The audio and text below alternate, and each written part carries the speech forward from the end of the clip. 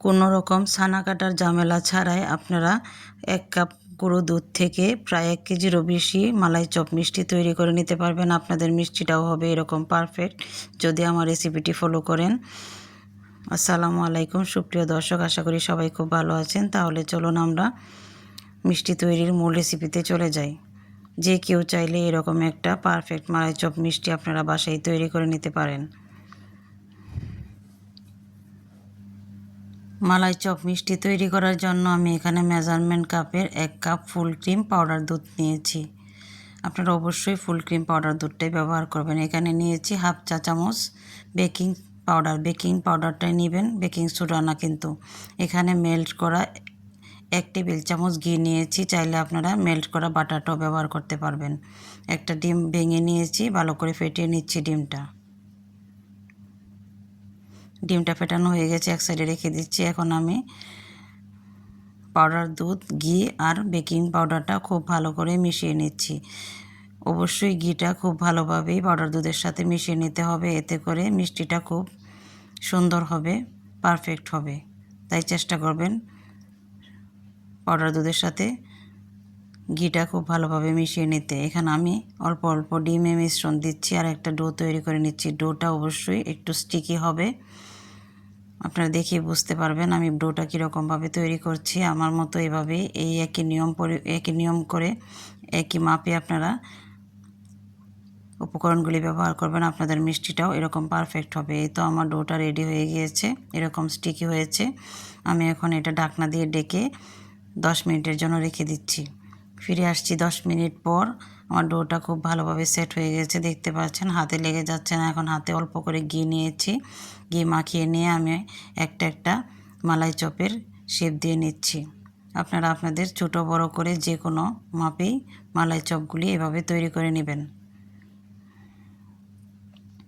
তবে মালাই চপগুলি খুব মসৃণ হবে, কোনো ফাটল থাকবে না। যদি ফাটল থাকে তাহলে পরবর্তীতে দুধের মধ্যে মালাইয়ের মধ্যে দিলে মিষ্টিগুলি ফেটে যাবে। তাই অবশ্যই মসৃণভাবে মিষ্টিগুলো খুব ভালোভাবে তৈরি করতে হবে। হাতের মধ্যে নিয়ে এইভাবে মসৃণ করে মিষ্টিগুলি তৈরি করতে হবে।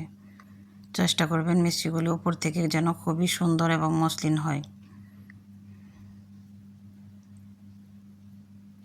মিষ্টিগুলি তৈরি হয়ে গিয়েছে। আমার 1 কাপ পাউডার দুধ থেকে প্রায় 15টার মতো মিষ্টি হয়েছে। আপনারা আপনাদের পছন্দ মতো ছোটো করে মিষ্টিগুলি তৈরি করে নেবেন। এখন আমি একটা ফ্রাই প্যানের মধ্যে এখানে দিয়ে দিচ্ছি মেজারমেন্ট কাপের 3 কাপ ফুল ক্রিম লিকুইড দুধ। লিকুইড দুধের মধ্যে আমি দিয়ে দিচ্ছি 1 কাপ পানি। পানিটা দেওয়ার কারণ হলো দুধটা যদি ঘন থাকে তাহলে মিষ্টিগুলি চুপসে যাবে, মিষ্টিগুলো উপর থেকে শক্ত হয়ে যাবে। তাই 1 কাপ দুধের সাথে অবশ্যই 1 কাপ পানি মিশিয়ে দিতে হবে। এখানে আমি 4টা এলাচ দিয়ে দিয়েছি। আর মিষ্টির জন্য আমি এখানে মেজারমেন্ট কাপের হাফ কাপ দিয়ে দিচ্ছি চিনি। আমার কাছে এটাই পারফেক্ট মিষ্টি মনে হয়েছে। আপনারা আপনাদের মিষ্টি টেস্ট অনুযায়ী কম বেশি করে দিতে পারবেন। যখন বলক চলে আসছে তখন আমি মিষ্টিগুলো দিয়ে দিচ্ছি। এই সময় চুলার আঁচটা অবশ্যই মিডিয়াম টু হাইয়ের মধ্যে রাখতে হবে অথবা হাই রাখতে হবে। যে পর্যায়ে রাখেন প্রথম থেকে শেষ পর্যন্ত সেই হিটটাই রাখতে হবে। যদি হাই হিটে রাখেন তাহলে অবশ্যই প্রথম থেকে শেষ পর্যন্ত হাই হিটে থাকতে হবে, আর যদি মিডিয়ামে রাখেন তাহলে অবশ্যই মিডিয়ামে থাকতে হবে। মাঝে মধ্যে মিষ্টিতে যখন জাগ উঠবে তখন এভাবে ঢাকনাটা একটু তুলে দিতে হবে। এটাই হলো মিষ্টি চুপসে যাওয়ার আসল কারণ। যদি আপনি মিষ্টির জালটা কম বেশি করেন তাহলে মিষ্টিগুলি চুপসে যাবে। আর প্রথম থেকে শেষ পর্যন্ত যদি মিষ্টিগুলি একই আঁচে কুক করেন তাহলে মিষ্টিগুলো অবশ্যই একই রকম থাকবে, চুপসে যাবে না। মাঝে মধ্যে এভাবে ঢাকনা খুলে জাগ উঠলে ঢাকনা খুলে দিতে হবে।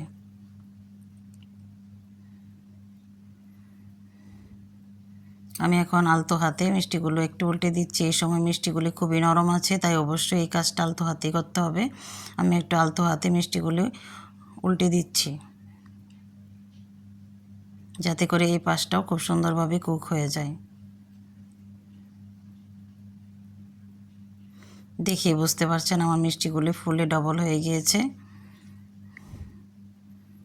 এবং মিষ্টিগুলো চুপসে যাচ্ছে না। আমি প্রথম থেকে শেষ পর্যন্ত চুলার জালটা একই রকম রেখেছি, হাই টু মিডিয়াম।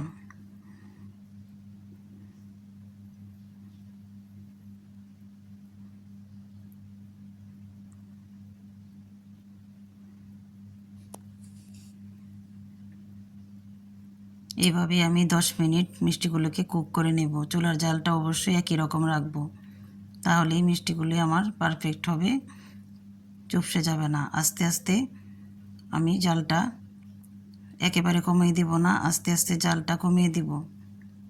জালটা আস্তে আস্তে একদম কমিয়ে দিয়েছি এবং বন্ধ করে দিয়েছি চুলাটা। এখন আমি এইভাবে নর্মালি 2 ঘন্টার জন্য রেখে দিয়েছিলাম। 2 ঘন্টা পর ফিরে আসছি। 2 ঘন্টার মধ্যে আমার মিষ্টিগুলো খুব সুন্দরভাবে দুধটা মালাইটা টেনে নিয়েছে। মিষ্টিগুলি খুবই সুন্দর হয়েছে, চুপসে যায়নি, দেখেই বুঝতে পারছেন আমার মিষ্টিগুলো কত সুন্দর পারফেক্ট হয়েছে।